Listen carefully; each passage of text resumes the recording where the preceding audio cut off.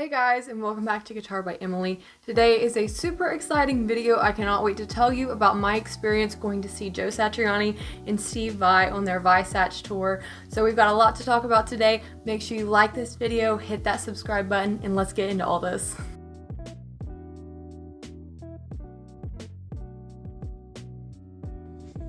Hey guys, I've arrived in Cincinnati and I just realized that I have literally not vlogged anything, but I guess nothing really eventful has happened yet. But if you haven't heard already, I'm going to see Joe Satriani and Steve Vai tonight. I am so excited. We went out, got something to eat, and we're back in the hotel as you can see. And I'm gonna be getting ready, hair, makeup, outfit, all this stuff. And then we're gonna be heading over for VIP meet and greet, and Dante Friziello's gotten me some after show passes to hang out for a little bit. So excited, can't wait. So I thought I'd just give you guys a little bit of update before I get ready here, and yeah, let's do it. All right, so Steve Vai, Joe Satriani, one night, one concert. We've got a lot to talk about. This was a dream concert for me, and I was so thrilled that I was able to go and get tickets to this. I've always talked about, like, I'm always catching the tail end of, a band or a concert or an event, but this time was a moment in history that I got to experience for the first time, because this was the first time Joe and Steve have gone on tour, just the two of them. So it was really special to get to take my part of history and be a part of something completely new, because most of the bands that I love are older and I'm kind of just not able to experience things for the first time, because it's been going on a long time. But this was so thrilling that I was able to witness such an amazing concert duo like Joe Satriani, Steve Vai. I'm still mentally trying to wrap my head around this entire experience because it was so good. A little backstory on me. Steve Vai is my favorite guitar player ever. I love him so much. I can't even talk about it because he is who I want to be as a guitar player, and he inspires me so much. So Steve Vai is incredible. Obviously, I love him. I've seen him two other times, once in 2022 and then back in 2023. So I've seen him a couple times, but I've never seen Joe Satriani. And while he's not my favorite guitar player like Steve, I love Joe as well very much. He has obviously a similar style. I mean, Joe taught Steve for a little while, so you can definitely imagine that they would have similar techniques and things. They're very different. I'm not saying they're the same, but so I love Joe as well. I absolutely love his work. So many of his songs, gorgeous pieces, and he's just one of the best guitarists in the world. So getting to see both of these guys together was a dream come true for me as a guitarist, because I really love instrumental guitar work, and these guys inspire me so much. And you can tell I have some gems and I have a SATCH signature, so I really do love these guys. Pretty serious about it. So yes, going to the concert just in general was a really awesome experience.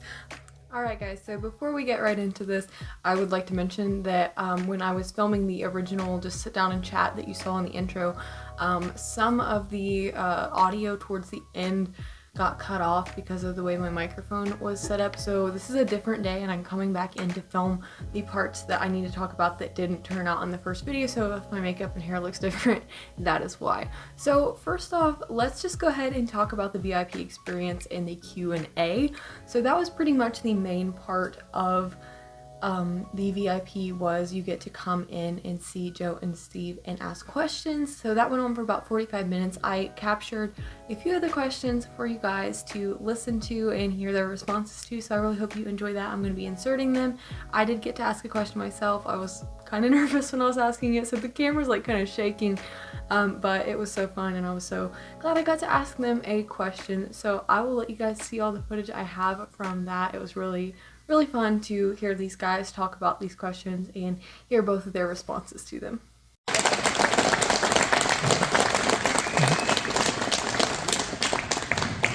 afternoon, that's Steve Vai, everybody. Woo!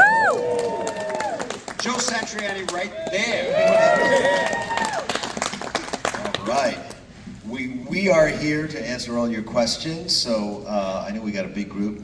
We want to make sure we get to everyone, so just raise your hand and we'll point and we'll get started. So who's got a question? You do. Just curious about your most memorable Edward Van Halen memory or experience. Yeah. Okay. I have just one like personal memory of Edward because I only met him once for like, I don't know, 5 minutes.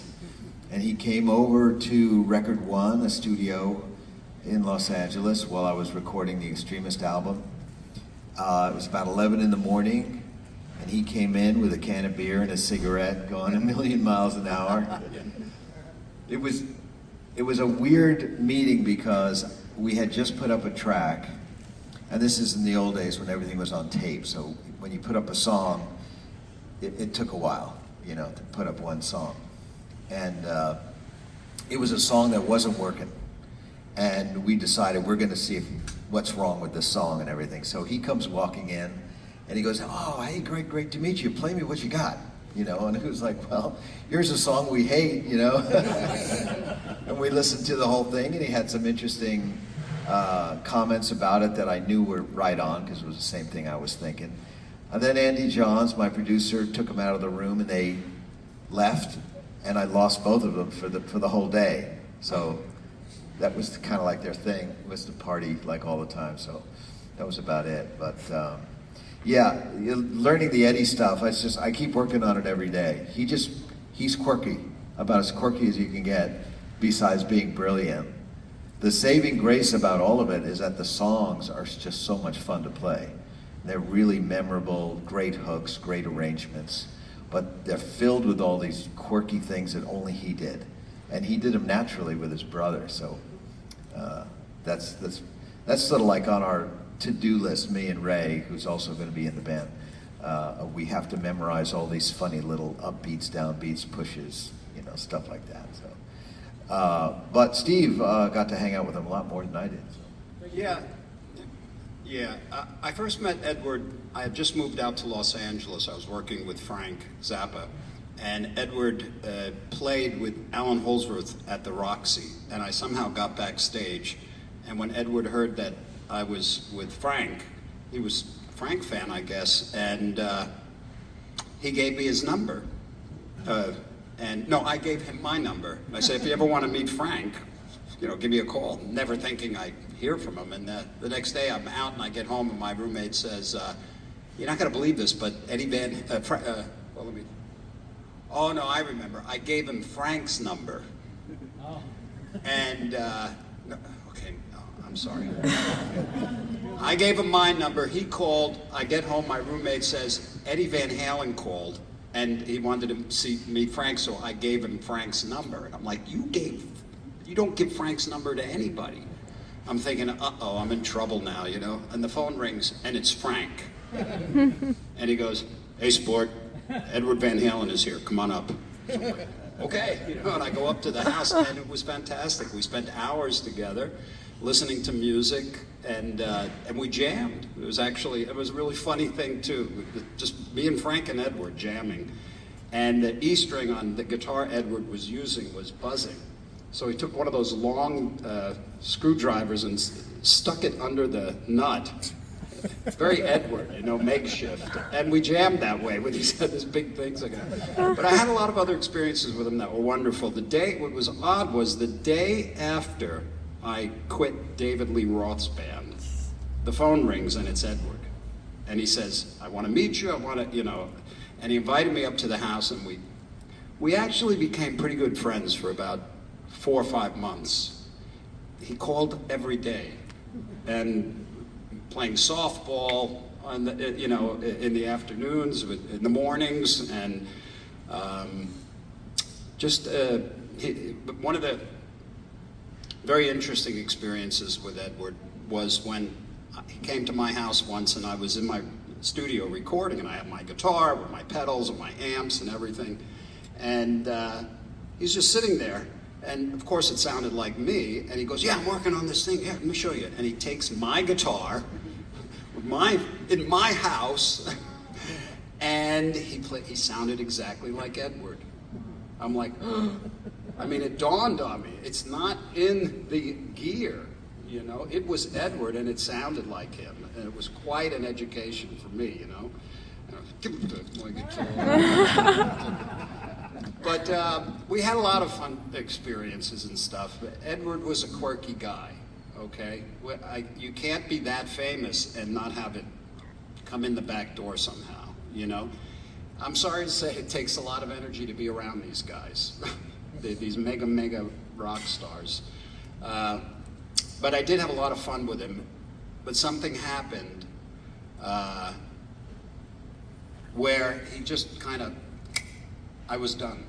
You know, he was just kind of done with Steve Vai's company, I guess, or something. And I didn't hear from him, and that was pretty much it. But we did have a friendship for a while. Well, we won't do that with you.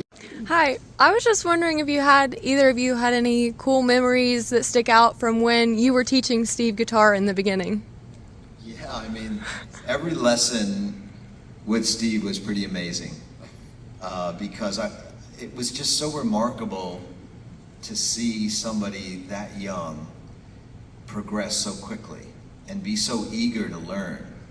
And you have to take into account, I was just 15, so it wasn't like I was a grown-up with a fully functional brain.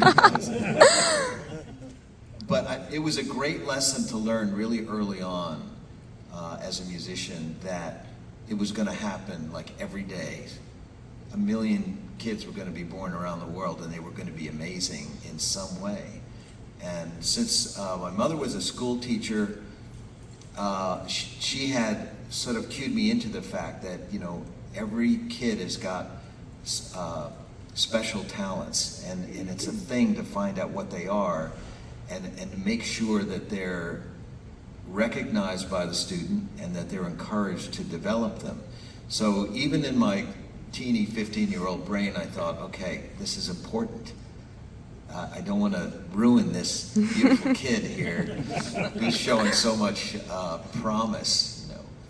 And I mean, we became equals technically pretty fast. That's how quickly he went from not playing any guitar at all to suddenly being able to play. So it was just, every lesson was fun.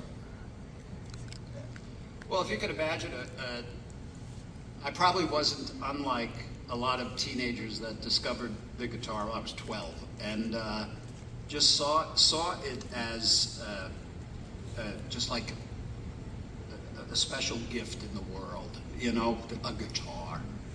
So everything about the guitar was magical, and there was you know, a sorcerer that knew all of the potions, you know, and my lessons became the most important thing. And I just lucked out, you know, the universe provided, because I was taking lessons from various teachers later on, and Joe was just the most excellent teacher. He was strict enough, you know, no messing around with Joe, you know, seriously, and I needed that. And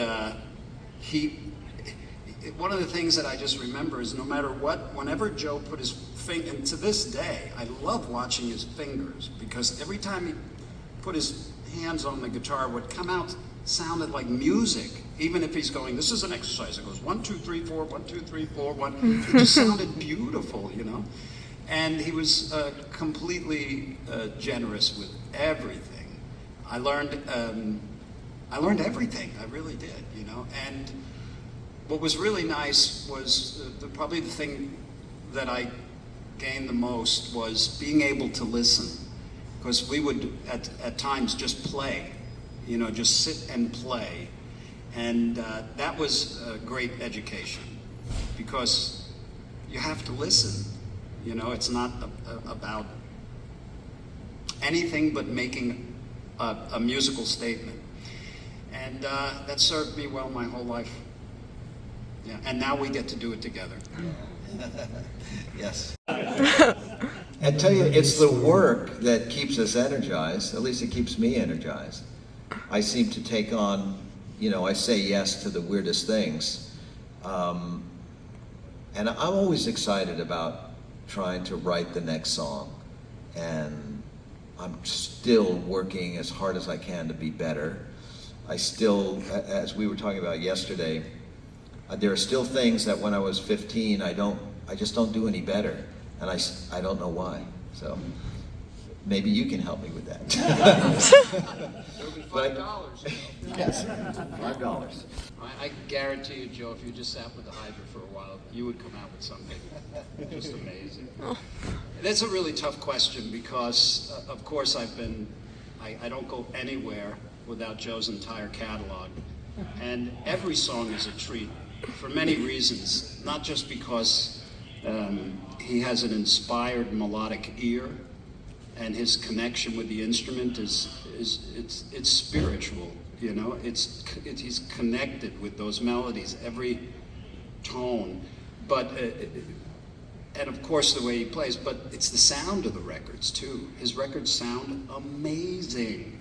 He hires the best people, he gets the great proper musicians, so every song is pleasant on the ear, even if it's an intense piece of music.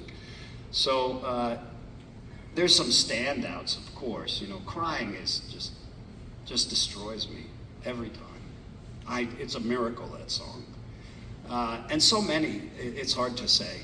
And you can imagine my whole career, my whole life, since I was 12, Joe's been on the radar, ears, eyes, and it's always with, this is gonna help me to improve myself. You know, first there's just the enjoyment of it all. And then there's, you know, you do that. You know, how can this help me? And it never fails, you know. But the enchanting melodies in every song they're kind of untouchable.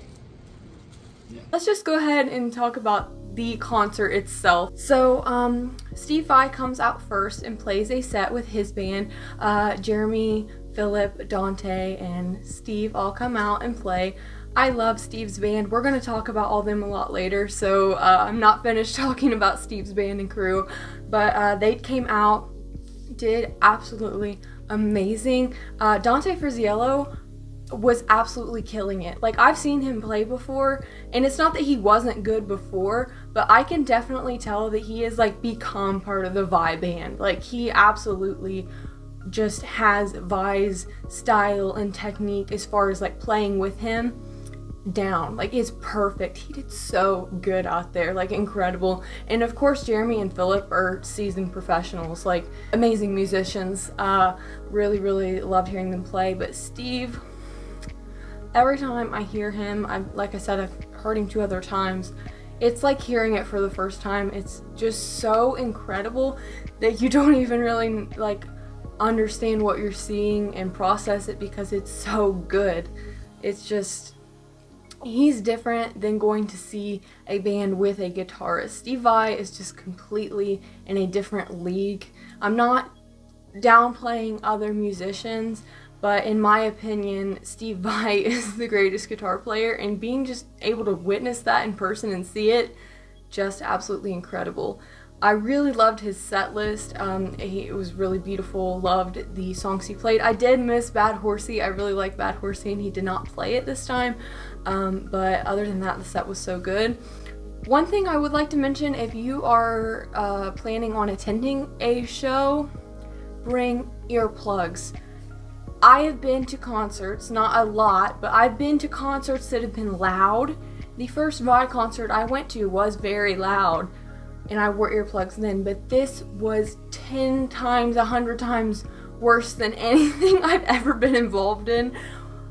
It was an extreme level of volume, like unbelievable. I had earplugs in and it was still painfully loud, and I had accidentally taken them out at one point during a break, and I forgot to put them back in, and I thought my eardrum literally busted.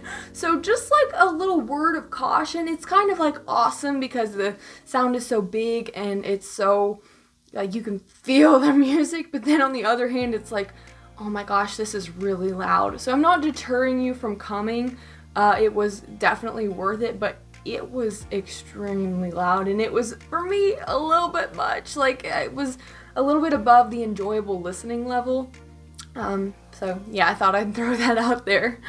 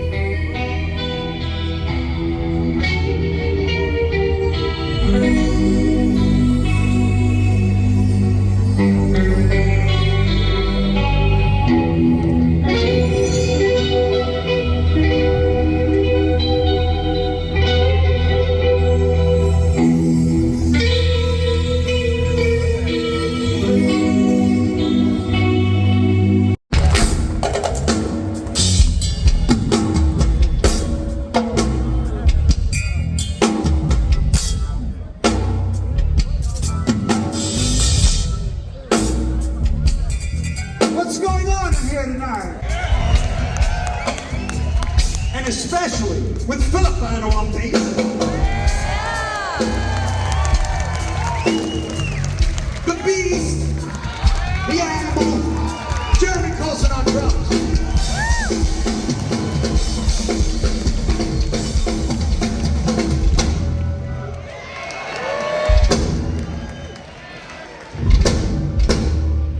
Oh, I really wish I could dance for real.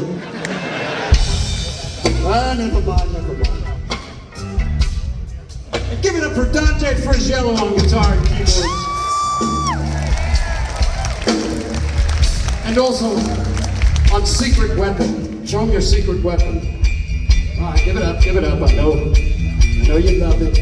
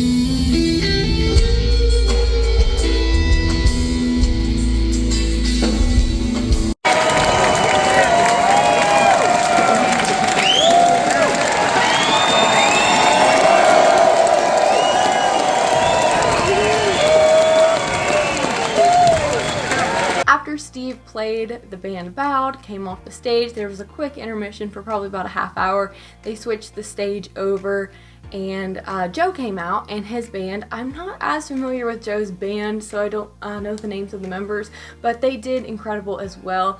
And Joe just has a different flair than Steve. It was like two completely different shows, obviously, because you could just going one from the other here. The differences in Joe's tone, in his music composition.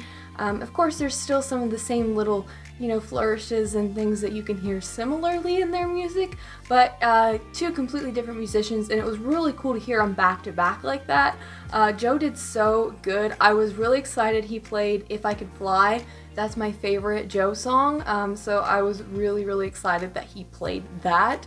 The rest of the band did incredible. I really liked the guitar/keyboard player because he played guitar some and then he played the keyboards. He did a really good job, and he actually gave me his guitar pick after the show, which was really cool. I love collecting guitar picks from shows. It's such an awesome keepsake, and it was his birthday that night, so they actually brought a cake up on the stage for him with lit candles, so that was really fun. I just really enjoyed getting to see that kind of connection between the band. They're all family, you can just definitely tell, and it was really cool that we got to, experience that with them. So they did incredible. Of course, I keep just saying it was so awesome, it was incredible, but there's no other words to describe how absolutely amazing this concert was. So yeah, I'm gonna keep saying it.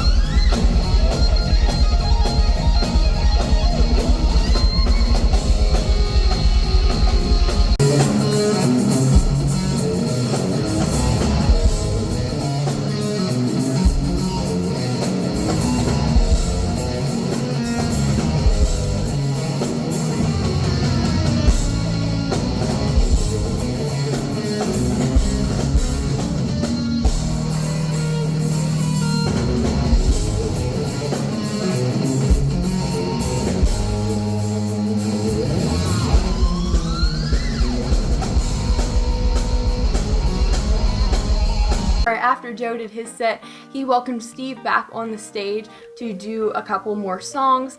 I was a little bit sad because I did not know when Dante and the rest of Steve's band went off the stage, they were done. I thought they were coming back. So when they didn't come back, I was like so sad because I didn't know that I wasn't gonna see them up there again.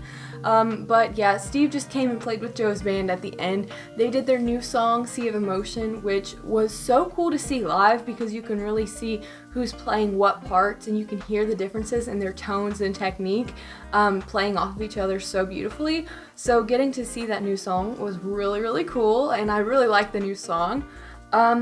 They also did 2 other songs. They did You Really Got Me by Van Halen. Awesome! Like, I did not expect getting to hear a Van Halen song at this concert. And they also did Inner Sandman by Metallica, which was insane. I loved both of those. Steve and Joe both took really long solos in those, and they changed them up from the original, which I loved because it wasn't just a cover, it was their version, and you could definitely hear their style in both of the songs, even though those songs are very different from their own personal styles.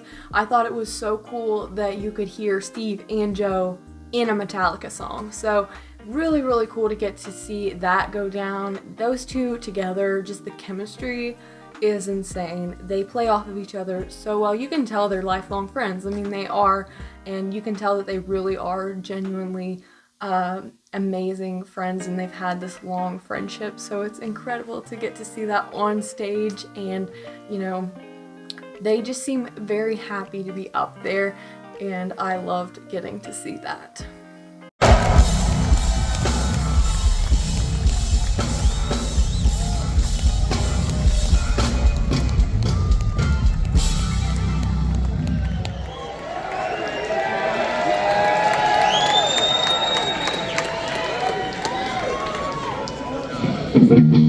We got a new song out called The Sea of Emotion.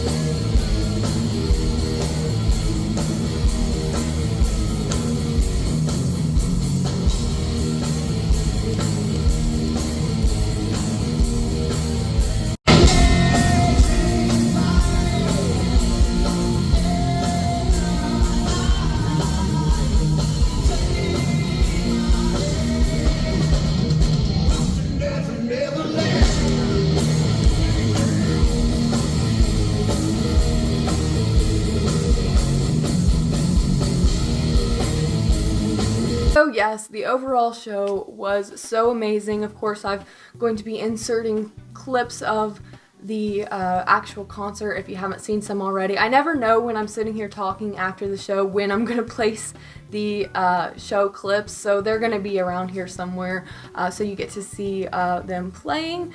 But now that we've talked about the concert, let's talk about the other really fun stuff that went on while I was there. So let's do a little backstory here. I know Dante Friziello and Doug MacArthur fairly well, just through social media. It's not like we hang out or anything, but I've stayed in touch with them. I met Doug at the first VAI concert I went to, and he let me look at the rig, hold the guitars, he gave me some strings off Evo.